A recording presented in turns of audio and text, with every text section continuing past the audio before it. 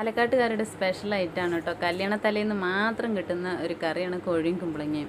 അപ്പോൾ ഇന്ന് ഞങ്ങൾ പുറത്ത് പോയിട്ട് വരുന്ന വഴിക്ക് ഏട്ടനൊരു ആഗ്രഹം കോഴിയും കുമ്പളയും കഴിക്കണമെന്ന്. പിന്നെ ഒന്നും നോക്കിയില്ല, എന്നാൽ പിന്നെ സാധനങ്ങളൊക്കെ വാങ്ങിച്ചിട്ട് പോകാമെന്ന് വിചാരിച്ച് കുമ്പളങ്ങയും കുറച്ച് നെത്തിലി മീനും വാങ്ങിച്ചു കേട്ടോ. ചിക്കനും കിട്ടി. അപ്പോൾ ഇതെങ്ങനെയാണ് ഉണ്ടാക്കണമെന്ന് നമുക്ക് നോക്കിയാൽ. അപ്പോൾ വരുന്ന വഴിക്ക് സാധനങ്ങൾ വാങ്ങിച്ചതൊക്കെ എടുത്ത് വെക്കുകയാണ് വേഗം വേഗം. കാരണം പിന്നെ അത് സമയം കിട്ടിയെന്ന് വരില്ല, കിട്ടിയെങ്കിലും ചെയ്യാൻ വയ്യ.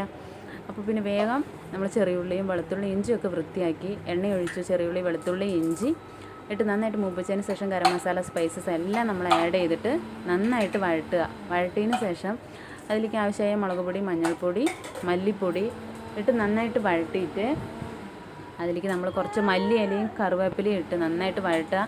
പാലക്കാട് തന്നെ അവിടെ ഓരോ രീതിക്കാണ് കേട്ടോ വെക്കുന്നത്. നമ്മുടെ അവിടെ വെക്കുന്ന രീതിയാണ്. ഇത് അമ്മായിമ്മ പറഞ്ഞു തന്ന സ്പെഷ്യലാണ് കേട്ടോ.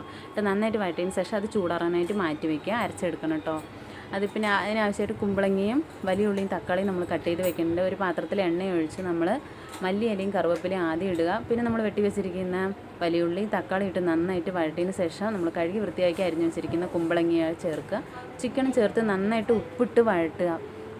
വഴട്ടി ഒരു 10 മിനിറ്റ് മൂടി വയ്ക്കുമ്പോൾ തന്നെ അതിൽ നിന്നൊരു വെള്ളം വരും ചിക്കനിൽ നിന്ന്. അത് വരുമ്പോൾ നമ്മൾ നേരത്തെ വണക്കി അരച്ച് വെച്ചിരിക്കുന്ന മസാലക്കൂട്ട് ഇതിലേക്ക് ചേർത്ത് ആവശ്യത്തിന് വെള്ളം ഒഴിച്ച് നന്നായിട്ട് കുമ്പളങ്ങയും ചിക്കനും വേകുന്ന സമയം കൊണ്ട് നമ്മൾ തേങ്ങ അരച്ചൊഴിക്കുക കേട്ടോ. ഒരുപാട് തേങ്ങ അരക്കേണ്ട, ഒരു തേങ്ങ അരച്ചൊഴിച്ച് അവസാനം മല്ലിയില തൂങ്ങി ഇറക്കിയ നല്ല കോഴിയും കുമ്പളങ്ങയും ഉണ്ടാവും. ഇത് നമ്മുടെ അവിടുത്തെ സ്പെഷ്യലാണ്. അപ്പോൾ നാളെ മറ്റൊരു വീഡിയോ ആയിട്ട് കാണാം.